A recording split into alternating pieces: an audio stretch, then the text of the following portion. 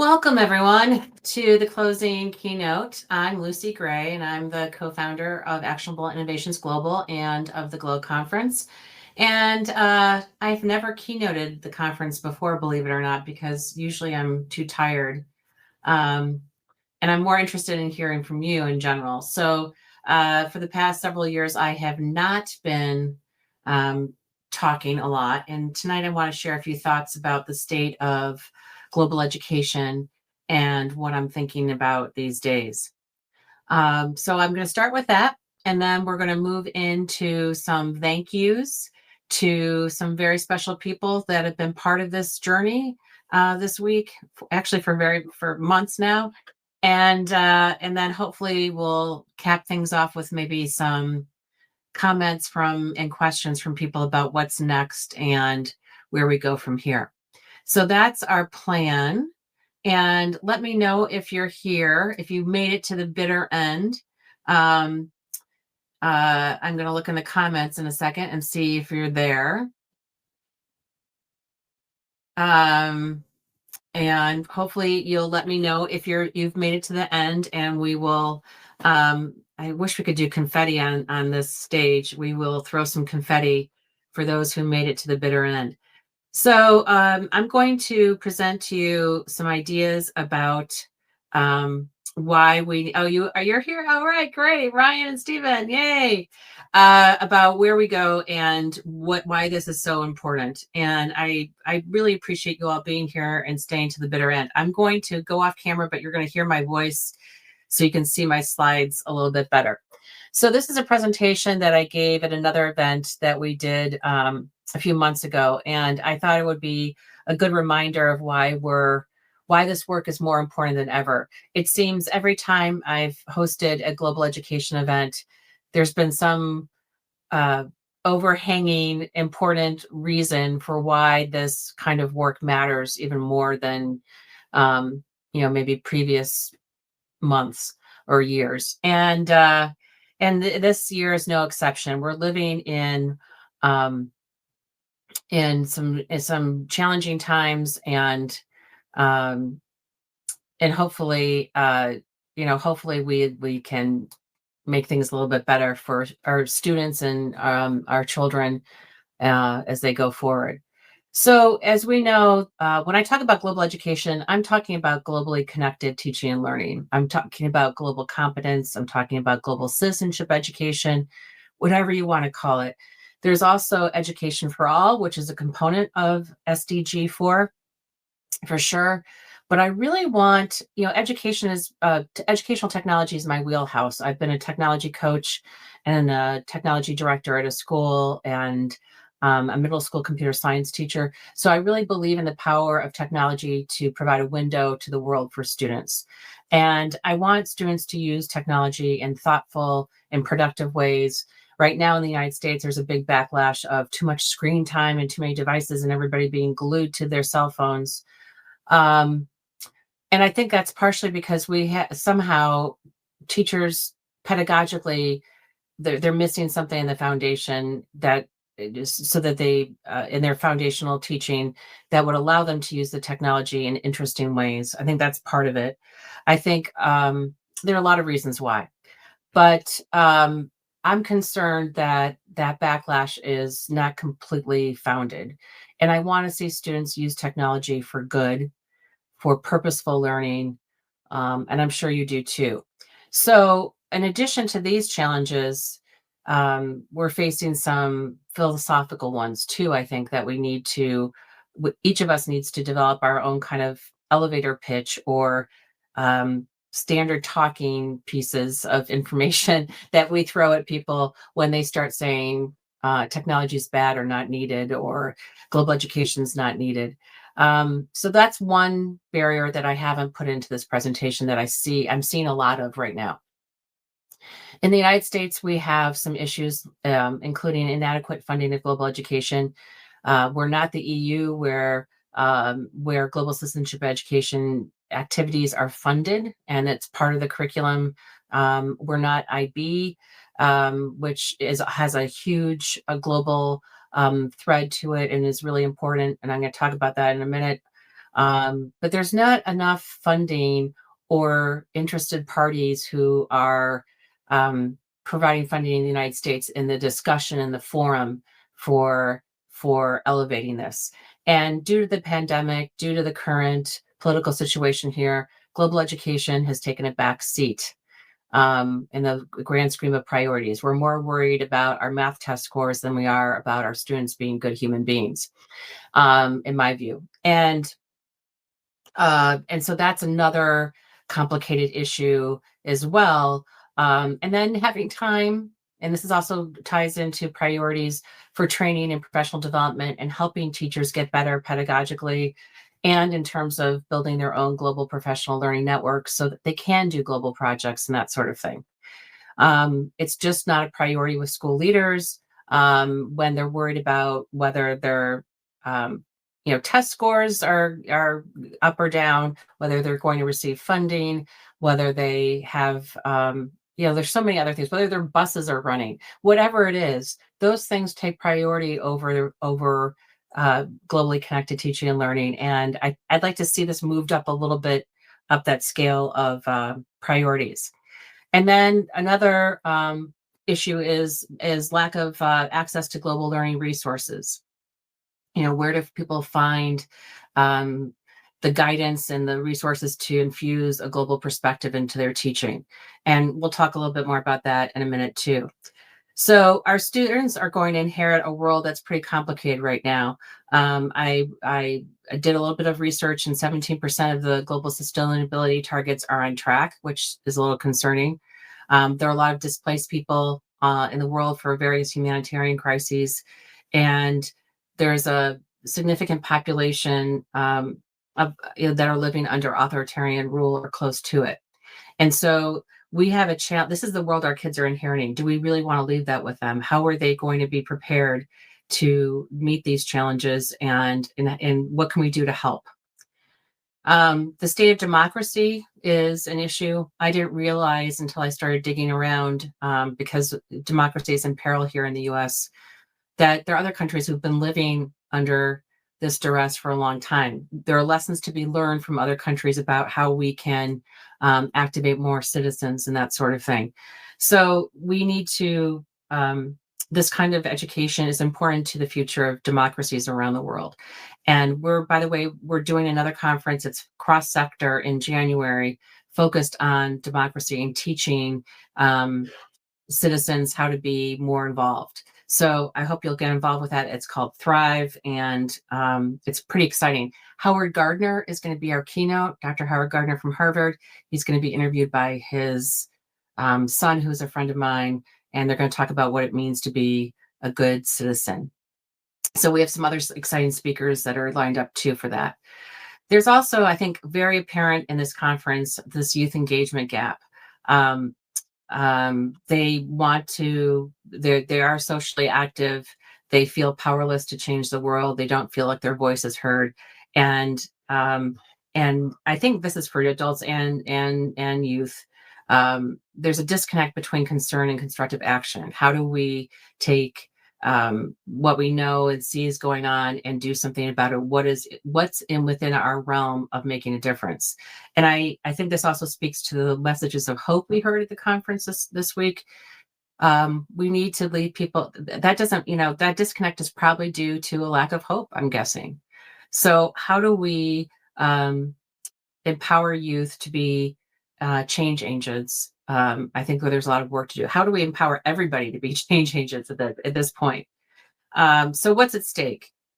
Student relevance and engagement and learning, community resilience and problem-solving capacity, and the economic competitiveness in a global marketplace, which is my least favorite thing that's at stake. Like, we've been talking about how countries need to be globally competitive for a long time.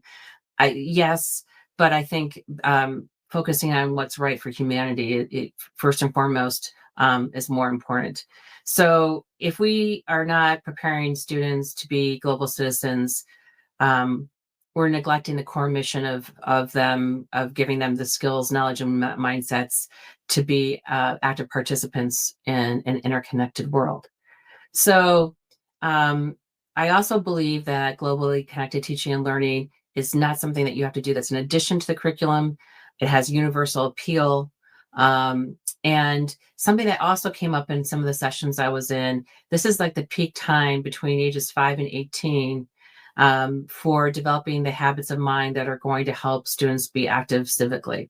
And so I think that's something that's really important. And having a global perspective, it can help do those sort of things. So we also in the United States are faced with people saying, well, how is that going to help our kids learn math?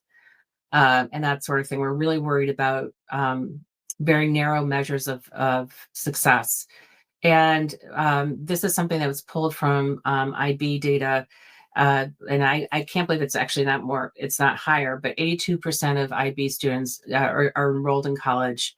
They stay in college more, they're more likely to stay in college, and compared to the national averages in the United States. So I think this is important, that globally infused curriculum that's so beautifully done for the IB works. And so you can learn academics and learn to be a good global citizen at the same time. They're not mutually exclusive. So the elephant in the room is the climate that we're living in right now. From a US perspective, this is not about political indoctrination. This is not about being anti-American. It's being about pro-human. And we're not teaching wildly controversial content. I think that teachers who teach in this manner are focused on facts and scientific knowledge. And this is, fundamentally, we want students to be able to think critically and be aware of other paths that people may take in this planet. So I believe this kind of teaching makes students better citizens rather than different citizens. So you may be familiar with the term global competence, which people at Harvard and the Asia Society kind of coined, and it's been put into the test that comes, the PISA. And I don't know where it is right now with all of it, but it's really about values, attitudes, behaviors, skills that make up a global citizen. And this is, again, goes to some of the things I've already talked about. Why do we want to do this? We're living in an interconnected world. We're preparing students for their future. It's real world relevant learning.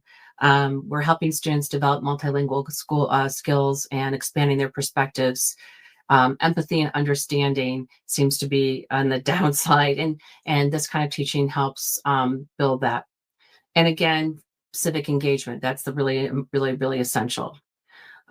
These are the 4 pillars of global competence according to the Asia Society, who originally coined these terms. There are other models out there. But if you have not seen this, I think these 4 pillars are really useful to kind of mapping out what you're doing in your school and in your classroom. Last summer, I worked with Creative Connections, who presented here on their art exchange curriculum. And we looked at their curriculum to see how it fit these 4 things. So you can do that too with whatever curriculum you're using. Are you infusing these kinds of ideas into how your lessons are structured? And there's also different ways that you can do this. You can infuse it into your curriculum. You can join intercultural projects, virtual exchanges. You can have an interdisciplinary approach to your curriculum. Using technology to connect to the world is also important. And then having and possibly doing challenge-based learning or project-based learning that will have a global perspective and help students actually take action is another way to go about it. So when I talk to teachers about how you go about this, I feel like the first stage is kind of infusing what you're already doing with global materials from various organizations. You can infuse lessons that have been developed by other people. There was a population nonprofit that presented here this week. Their materials are phenomenal. And using those lessons that they've developed, you don't have to develop them yourself. You can use what's already available to you. There are lots of great projects from the Pulitzer Center around writing that you could join. And the other piece of this too is being part of virtual exchanges like Creative Connections, or I'm trying to think of some other ones. There are lots of them out there. IEARN's virtual exchange work. The Stevens Institute uh, is also been a big promoter of virtual exchanges and a source of finding out more about them. So that's another one where you're paired with another classroom, and your students develop various skills through very structured activities that connect your classrooms.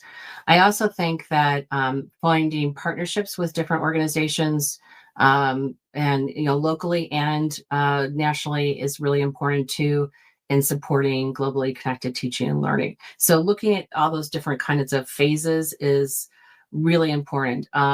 Maybe you start out with infusing things a little bit, and then you move on to joining an existing project, and then maybe the third thing is, once you get comfortable in this with this mindset, you develop your own projects that you invite people to participate in. One way of looking this too, from an academic standpoint, is aligning to the UN Sustainable Development Goals. I think this makes a really nice framework for teachers, and we've seen a lot of work in the last few years of teachers doing that.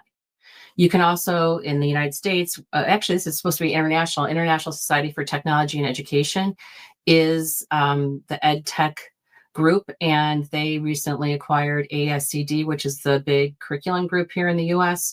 And some of the standards for ISTE for students and for teachers focus on globally oriented topics. So if your principal is saying, well, how is this relevant to what we're doing? You can say, well, this meets the ISTE standards, or this meets the NGSS standards for science. And there's some global recognition in there of topics.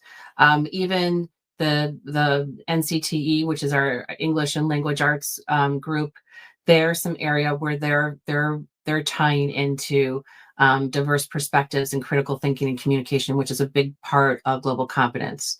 Even the math organization in the United States has some key areas in their standards which can be aligned to global competence. So, this is how I think that schools should approach this. Identify the teacher champions in your district who are doing interesting things and support them and elevate them. Integrate global perspectives into existing programs. Map out what your school is doing that lends itself to this mindset, and then develop community partnerships locally and nationally that will support the kind of teaching and learning you want to see, and build on what's working. You don't necessarily need to reinvent the wheel. And maybe you have some core programs that you want to develop further, and that's good. Sometimes adding more to the plate of programs in a school is not necessarily beneficial. Sometimes weeding and improving them can deepen the learning. So, if we want globally competent students, we also need to have globally competent teachers. There are tons of programs out there for teachers in the United States to travel and participate in exchange programs. The NEA Foundation, which I've done a little bit of work for, has one for schools that are in NEA districts. It's a teachers union. There is the Fulbright Teacher Exchange. There's other ones out there. So that's one way too to grow. If you want to have globally competent students, foster it in your teachers as well. And then finally, and then we'll get to the more fun stuff. This is one of my favorite quotes from John Dewey. If we teach today's students as we taught yesterday's, we rob them of tomorrow. And I think that's why somebody asked me recently, why are you still interested in this? I think, my kids are now 23 and 27, and I'm not sure if they had too many opportunities in school to work on any kind of global collaborative project. And they're going to be fine, and they're good kids and young people. But I really wish they had had more opportunities to be exposed to more different kinds of people, different attitudes. I would have liked to have seen them do more project-based learning where they were involved in co-creation and co-design. Selfishly, I thought about my own kids and if they're ready to be out in the working world. But it's also, for me, it's also been about the technology that I don't think we're leveraging technology as fully as we can to do interesting things to connect people around the world. And then finally, I do some work with the Charter for Compassion, which is one of our sponsors. And the executive director of the charter ran my student teaching program 35 years ago. And Marilyn, who spoke here last year, taught a class that was in multiculturalism as part of my student teaching program.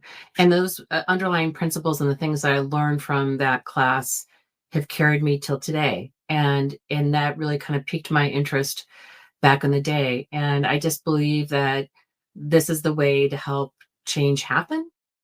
And that, it's, I think one of the messages I got from people at this conference this year was, we can't give up, we have to have hope, and we have to keep trying. And I think education is the way to do that. So enough of my little lecture. That's my my commentary for the conference. And I oops, here I am. I'm back on stage.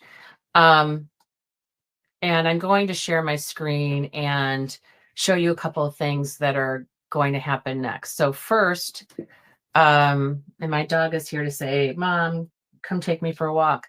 I'm going to share my screen and show you a couple of things that I think are really cool. So the first thing is, so if you are a paid ticket holder, one of the resources that's going to be shared with you is something new that I've been working on. And as an ed tech person, I hope you can all see this. This is a tool called Notion. I don't know if there are any Notion users out there. I think you can get free educator ones. I pay for an AI version of it, or it has AI built into it. And I'm building a database of globally connected learning resources. And some people have submitted things. I'll give you the link to the form if you want to submit something. And it's pretty comprehensive. And you can see I've been adding things, like I added green schools today during Jennifer Seidel's presentation. And it's not going to be complete ever, probably. It's going to be it's going to take a while to be completely done. But basically, I can bookmark. There's a little bookmarking tool in Chrome. I can bookmark resources to it, and it shows up here. Or I can manually put things in, or somebody can submit a form with it. And so this is what it looks like. There's a description. There's a place to put the author's name in, the kind of resource. I'll make it full page here. And it's tagged automatically with keywords that I put into this database using AI. This particular one was submitted by Heather Singmaster at Digital Promise. And so this is searchable. You can look at it in different views. This is by the type of artifact it is, a book, a blog, a certificate program, you name it. They're mapped to the SDGs through AI. I'm not sure how accurate that is. And then you can also see like the new ones that have been added recently.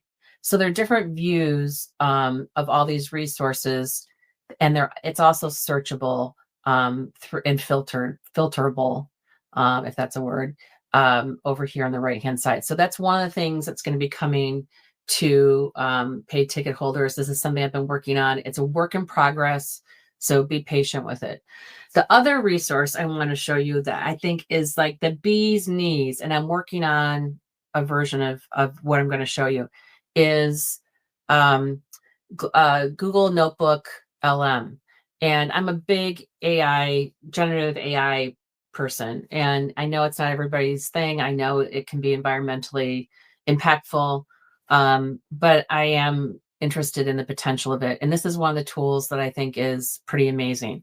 So with my Lucy at Lucy Gray Consulting email, I created this notebook, and I put in over 200 resources around globally connected teaching and learning. And those are on the left-hand side. And then in the middle is a chat bot where suggested conversations or suggested prompts are provided. And you can click on one of the prompts and it will start creating a research brief, basically, based on the resources on the left-hand side of the page. And it doesn't search the whole internet and everything. It's just the stuff that it's just the stuff that I have in here. And so here's the detailed response from it. And it gives you links to where it got that it cites that resource. And then you can save it into as a note, and it will go over into your studio over here. So you can put your own prompt in. You can use some of the prompts that are here. But that's kind of the I'm going to clear my chat history. This is one part of it. Now, the part that gets really bananas is, I'm going to make this a little bit bigger, is the studio.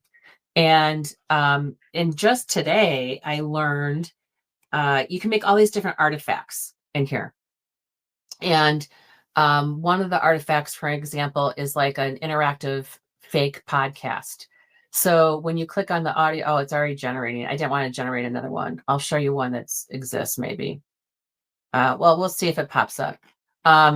So you can generate audio overviews, video overviews, mind maps, reports of all different types, and you can customize them, and you can do them in different languages.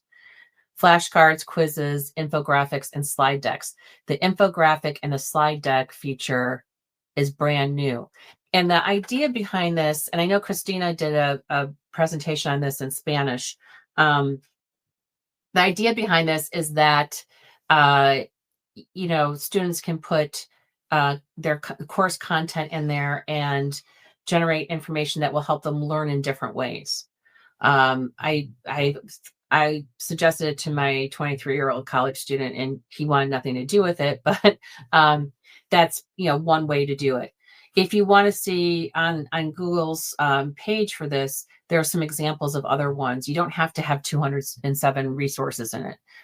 Some of their examples only have 30 of open source Shakespeare plays and that sort of thing. So you can put whatever you want in here. And so here is, this is, I just did this today because it's brand new. This is, can I make it bigger? This is a blueprint for global competence, educating in a connected world. And it built this map for me. And this is coming from the research I put in here. I think I've also put the keynotes in here from previous glows. So it synthesizes all that information and produces something that I might be able to use in a presentation or to show people why this is important. Isn't that wild? And it's downloadable, it's shareable. But here's the thing. If you're doing this like in your school's domain, I don't know how this will work. I can't share this with anyone other than people that have a Lucy Gray LucyGrayConsulting.com email, which aren't many other people. It's limited to people who are in my domain. And I wish they would change that. I don't know why it's that way. So you want to do this with a free Google account, with one that's not tied to an institution, if you want to make it shareable for other people. Then today I also did a presentation, and this is what it looks like. I'm not sure I like the design of it particularly, but it's interesting. I'm not a big fan of beige in general. But it's putting together, synthesizing some of the information that I was mentioning earlier. So it's not the be all and end all of everything, but I was just blown away by that. And the one artifact that is just really interesting to me is the podcast one, which is interactive. You can pause and ask the AI a question about the material, which is mind-boggling. So if you are I'm making one that's kind of glow oriented, and hopefully I'll have it done by the time I send out kind of a final email with resources for you guys to the paid ticket holders. But I wanted to give you kind of a preview of this, and hopefully you'll find it useful.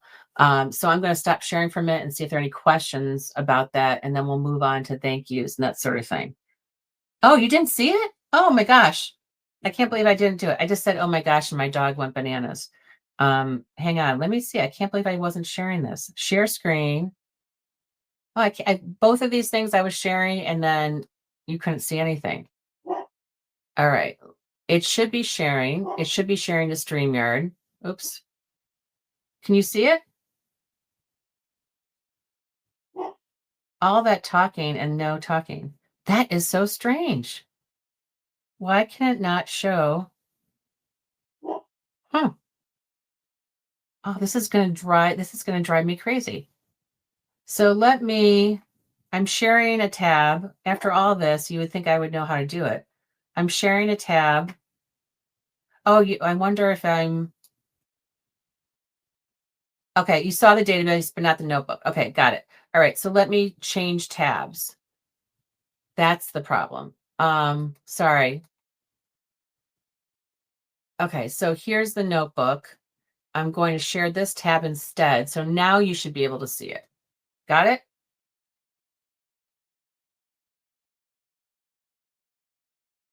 Share the whole screen. All right, let's just do that. It should be showing you the thing. I hate sharing the whole screen because it kind of goes goofy, but all right, let me try again. All right, share screen, entire screen. But you see, that's what it does. I don't like that when I do that, but here, let me go to the right tab. Okay. So if I can't go back to StreamYard and see your comments if I do this. If I do a tab, then I can. So let me do that. The tab thing worked, right? Okay. Stop. Share screen. This is the notebook. And it should be there. Okay. So the left-hand side is where you see the resources. Yeah, it's like an infinite glow. You're right. And I just think it would be really interesting to take all of our, if I had all the time in the world, Ryan, I would like to take all the sessions and put them on YouTube and put them in here. It would be awesome, but I don't have the time and the energy. Well, I do have the energy, but I don't have the time. And then the chat is where you ask the questions. Let me reconfigure this a little bit. You can stretch out the different parts of it. So here's where you can ask different queries about it. And I've just found it, I find AI tools useful for synthesizing information quickly, for aligning content that I want to do. So for example, I work part-time in a library, and I teach a lot of technology classes. It's a long story. But I wanted to align what we were doing to the strategic plan for this library. And it helped me do that so that I could start thinking about what courses to offer. So I look at generative AI, as a thought partner. And I think we could spend a lot of time talking about a lot of different issues related to it, but it's been incredibly helpful to me, especially with Glow too. And then the area that I didn't show you was that I suppose I didn't show you because I wasn't screen sharing correctly. This is the studio with the different things you can make. So this is the podcast. Welcome back to the Deep Dive. Today we are strapping in for, well, a deep dive into the very definition of modern education. Specifically, we're focusing on how schools are supposed to turn students into global citizens. Our mission today is to understand how global citizenship education, or GCED, and intercultural competence development are fundamentally redefining what it means to be educated in the 21st century. We're moving far beyond just measuring how well you read or calculate. The new metrics are all about global readiness. You can And download that shift it. it's urgent. And so then it's also interactive. So I can turn this on and join it, and ask these two hosts a question, and they'll pull up an answer. It's the craziest thing I've ever seen. So that's what the audio overview is.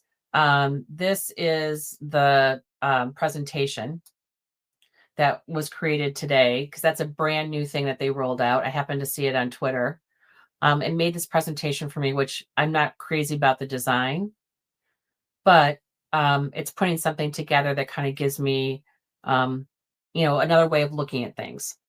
And then the last thing that I showed you before I realized that I was not showing you anything, was the infographic. And I can probably, email this to you if you want it to. But anyway, and you can blow it up. Oh, I didn't see this, and move it around. And I really like the infographic piece, because I think making an infographic with AI tools has been challenging in general. I've tried a couple tools and it hasn't been great. So you can customize these things a little bit more than just generating.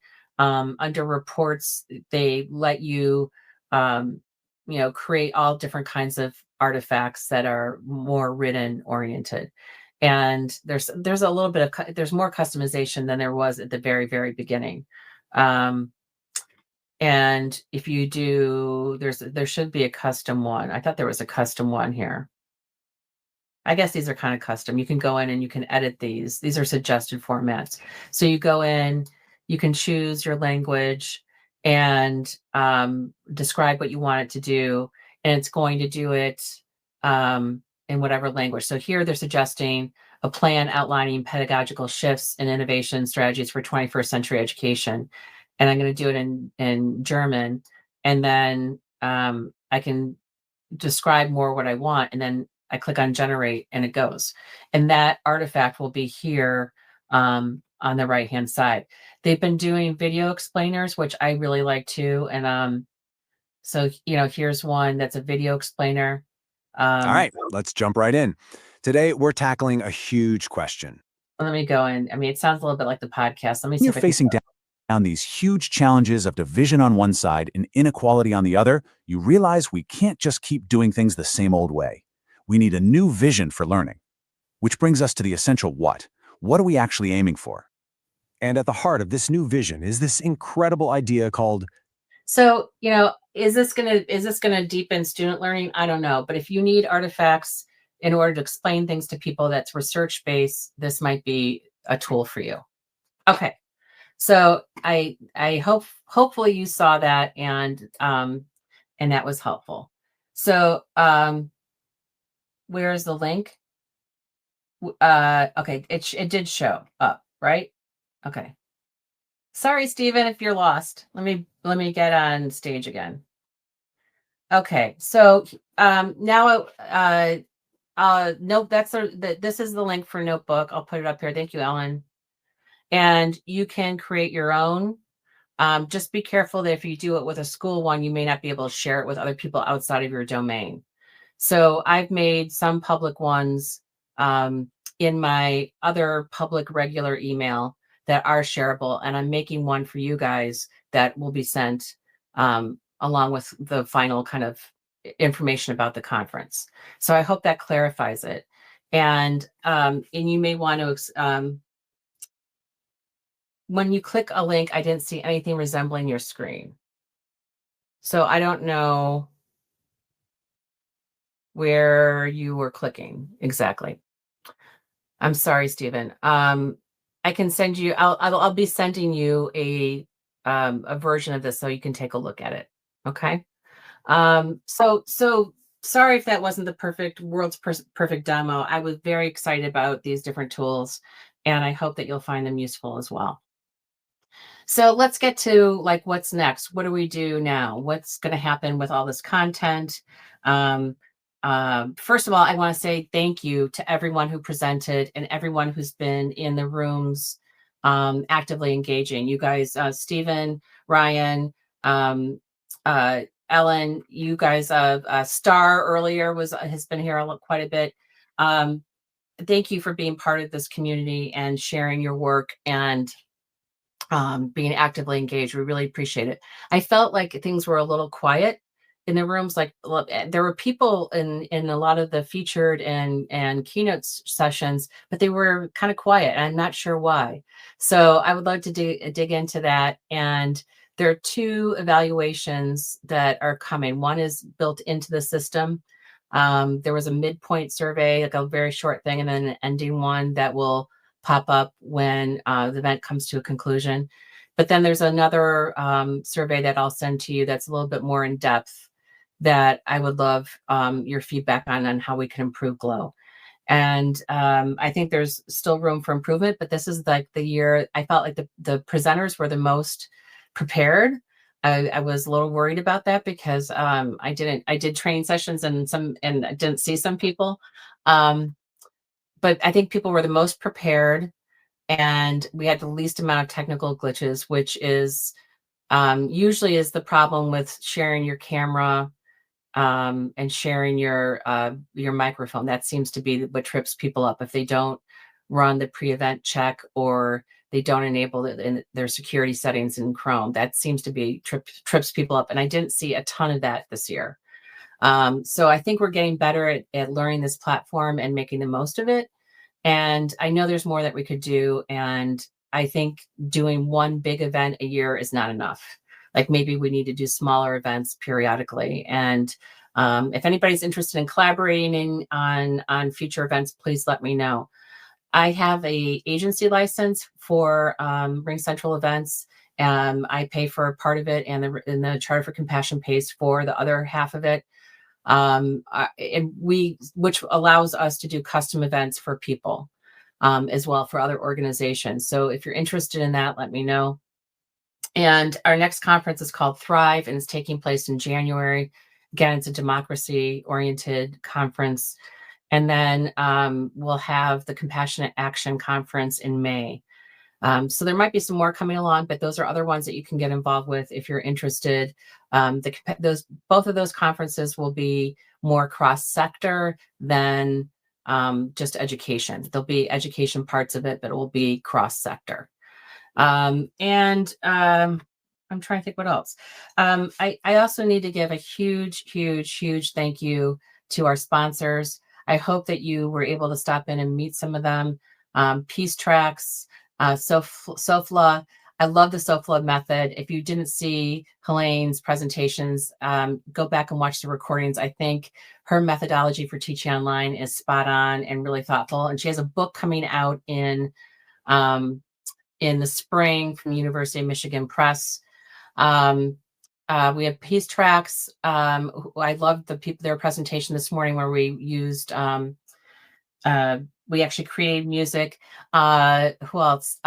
Institute for Humane Education really knows how to reach out to people during the conference. They make the most of this opportunity with presenters from all over the world that work with them. I love their solutionary framework, and they're just a really good group of people. So I hope people will connect to them and see how you can possibly collaborate or take a class from them or whatever. And then I know Digital Promise. The Sienna Solutions Challenge is phenomenal project-based learning or challenge-based learning, and there's lots of opportunities there. So make sure that you look at that opportunity for your students, plus their Youth Made conference. They do kind of a Youth Made. I think the hashtag is Youth Made. It might have a different name now. I can't remember, but they celebrate student work on different platforms. I think in the spring. So please take a look at their resources and their opportunities. Digital Promise, if you're not familiar with them, is a big ed tech research group here in the United States that was founded by Karen Cater. Karen Cater was she was one of the people involved with the Apple Distinguished Educator community for a long time, which I'm a part of. And then she went to work for the Department of Education under Obama. And then she started Digital Promise, and it's really, really grown. So they have 5 million different initiatives, and the Sienna Solutions Challenge is one of their global projects. So I hope that you'll take a look at their work. And then the Charter for Compassion, we do cross-sector work with on different peace and social justice act kinds of activities. We have a monthly EdNet forum where we'd love to feature educators and organizations doing work in education. So I can always talk to you more about that. So what's going to happen next is the recordings will be available for everyone through tomorrow morning, my time. And then I process the videos. I make sure all the videos are processed, and I put them in a separate space for the people that have access for a year, the paid access. And then I turn off the replay in the conference system. So the conference platform will be open, for you to go in and still look around. I will send a quick email tonight, thanking everyone, and then a more detailed one next week. If you were a presenter or a paid ticket holder, then I also send certificates of attendance, or a way to get certificates of attendance for you as well. So those things are coming. Give me a week or so to kind of get that up. Presenters will also get a copy of their video, and they can do whatever they want with it. If you want to put it up on YouTube or use it in a course, or however you see best, we would love you to do that. We would love for you to do that. So that's what's coming next. And then finally, what time is it? How are we doing for time? I talk a lot, don't I? I'm wondering if there's any feedback or ideas or questions that you guys have going forward. Yeah, Star, Digital Promise is awesome. And thank you, Ryan, too, for being part of this. And my email is Lucy@Lucy Gray Consulting. And you can bug me with anything, anytime. Yeah, the platform seems to work well, Ellen. And I'm going to put your comment up here.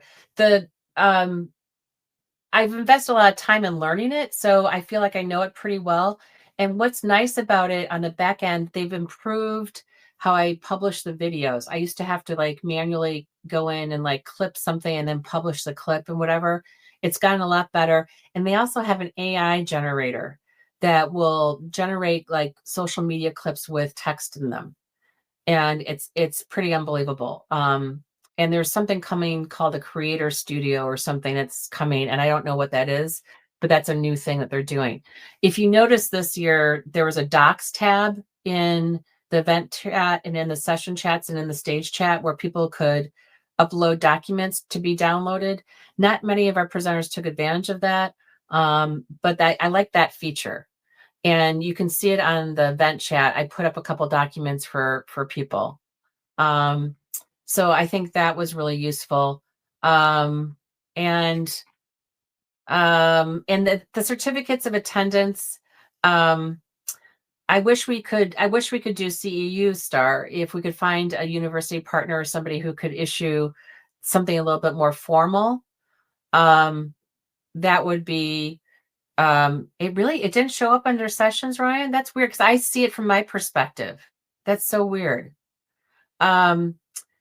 So anyway, certificates of attendance, I wish we could do more concentrated, more official kinds of ways of recognizing people's time here. I think that would draw more people. The one thing I will say about this year's conference too, our attendance was much further down than it has been other years. The first year I did it, we had 1,100 people. Then maybe 800, maybe 800 last year. And this year we had maybe close to 600.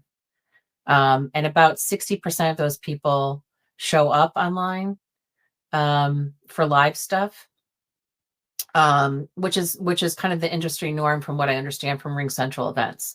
There are all sorts of really cool analytics on the back end that I can look at, and it helps me make decisions about what works and what doesn't work. And MELP is that was the SOFLA group, right? Yeah, Star, I would love to do that. I also tend to do this kind of thing. We've tried to have committees for conferences before, and it's still a lot of hard. I don't know. It's hard to do, and I would rather have this be a more collaborative effort in terms of planning. Somebody had suggested to me last year to get going earlier and put the word out. And I did this year. I started everything in January, believe it or not. And I didn't get a lot of response from people. And I don't, I know we're living in kind of a weird time. So, and people are kind of emotionally stressed. Um, but I'm a little flummoxed by, uh, I think this is incredibly valuable and organic and real. Um, because it's a community effort, I'm a little perplexed by the attendance. I'm a little perplexed by other organizations not getting involved. So, and you took the last 2 days off of work so you could do more. Oh my gosh, Martha, that makes my heart sing. Oh my gosh. And Martha, somebody said to us, when Steve Hargadon and I were working together years ago, and we had Howard Gardner be interviewed by his son then too. This is a long time ago, like 2013. Somebody in the United States, it wasn't, someone in a far-flung corner of the world, said, I would never be able to go to this kind of PD where I work, where I live, for geographical reasons and also for cost reasons. And so I felt like she said, I feel like I had a front seat row, I was in the front seat of a Howard Gardner lecture because of this. So I think that's the accessibility of information and of a network is, I think, really vital to this, to being a global educator, right? And so I really fervently believe that this kind of thing is great. The other, Julie Lindsay alluded to this. I knew Julie. I've known Julie for a long time, and uh, and I had the pleasure of going to Beijing to Learning 2 one year and being a facilitator, because of her and other people. One of the things that she alluded to was that 15, 20 years ago, I guess, yikes, there was this great community of people around the world who were blogging and tweeting and sharing best practices. We all knew each other. We all supported each other. We were all ed tech people because we believed in the power of technology to connect people.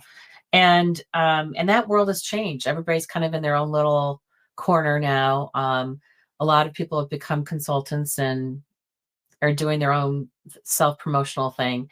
And ed tech is getting kind of a bad name right now. I don't in the United States, there's a lot of pushback about cell phones in classrooms and drill and practice software, and screen time and and so that's a conundrum too, is how do we get people excited again and want to be part of this, whether it's virtual, whether it's asynchronous or synchronous. I don't know. Let's see what else. I'm on the fence about regarding the platform. Okay. You got where you had to, but it was not smooth. Can you elaborate on that a little bit more, Stephen? Was it bumpy? Was it hard to find sessions? What was the hiccup? That's good feedback.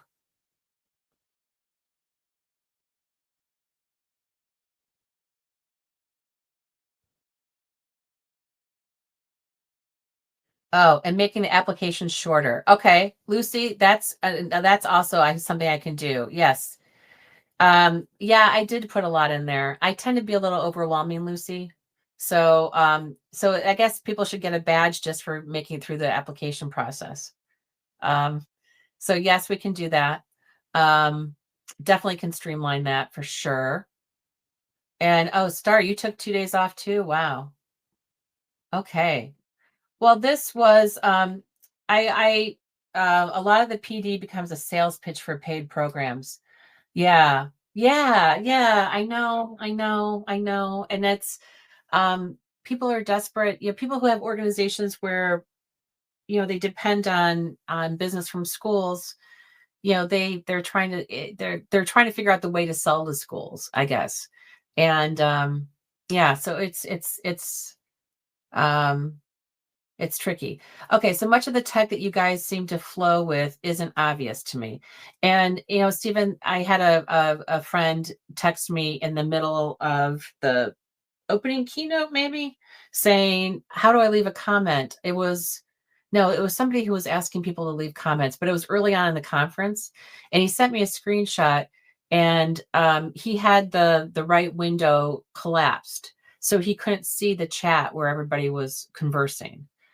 And that, yeah, that's a stumbling block. It wasn't obvious to him that there's like a little arrow that you use to collapse and that sort of thing.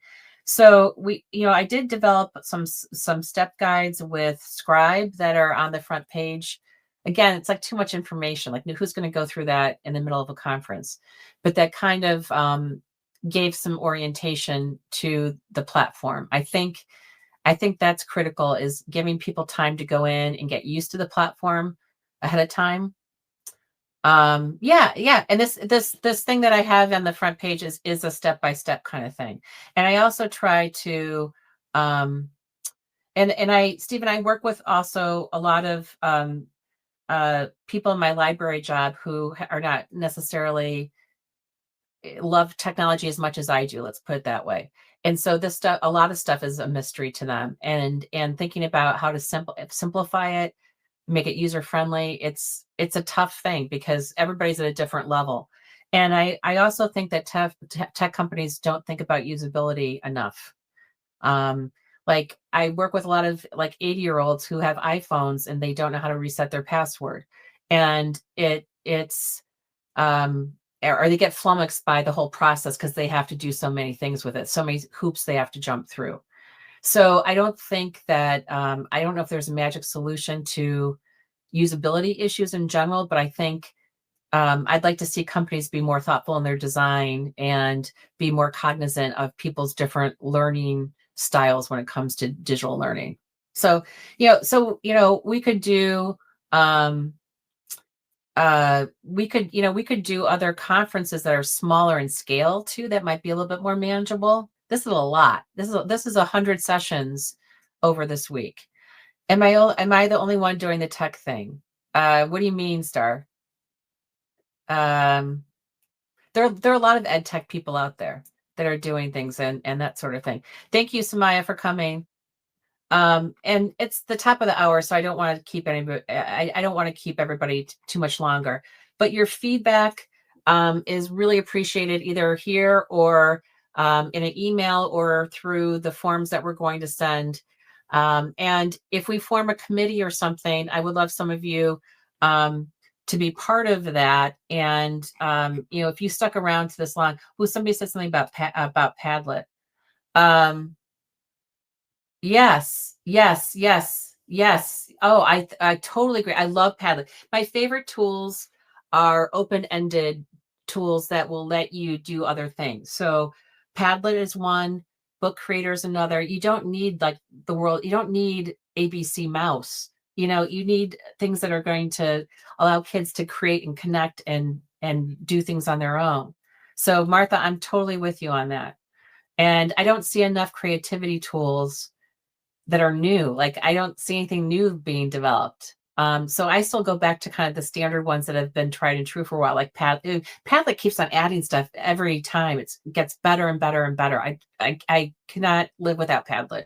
I use it with grown-ups. I use it with kids. Oh, I don't work with kids anymore, but I still use it in my library teaching. Great, best tool ever. So if there are topics for other conferences that you'd like to see that you would come to, I would love to know that as well. What kinds of things are of interest to you? We did do an A1 a couple years ago. I think there are 5 million AI things going on, so I'm not particularly interested in doing an AI conference, but if we had a different spin on it, I think that could be interesting. But any feedback you have, please let me know. Send me an email, and if I don't respond, get back to, I'll keep bugging me. Things are a little bit busy right now. But I'm looking forward to this weekend, because tomorrow after work, I'm going to see Rachel Maddow and Tim Snyder, who is an expert on authoritarianism, speak in Chicago. So that's my end of the week treat for this.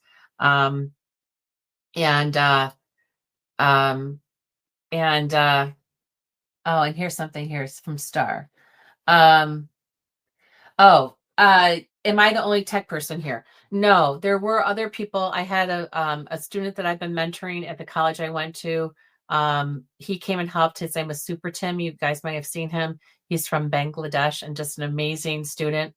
Um, there was my colleagues from the Charter for Compassion, Felipe and Anam were helping yesterday. There were supposed to be 2 people today helping, and they both had emergencies.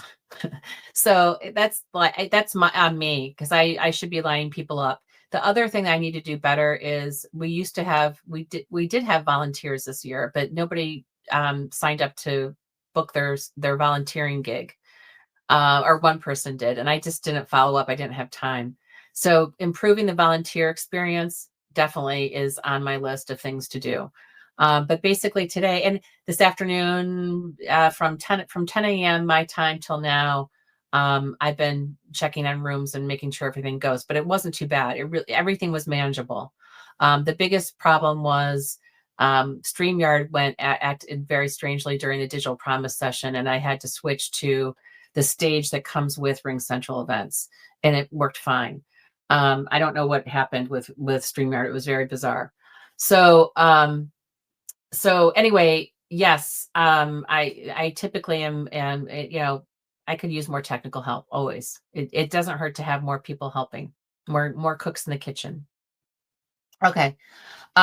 So please, I want people to, I hope people found somebody to collaborate with, and let's think about how we can all work together to do more events. As long as I can do as many events as I want to with this platform, and I want to make it affordable and accessible, but at some point I need to be able to pay for the platform too.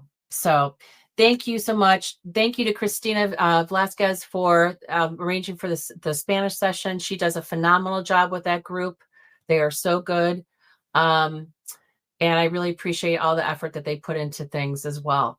And to our fabulous keynotes, thank you for your time and your expertise. And I hope that everybody goes back and looks at the recordings for the keynotes will be on our YouTube channel too. So those will be open to everyone.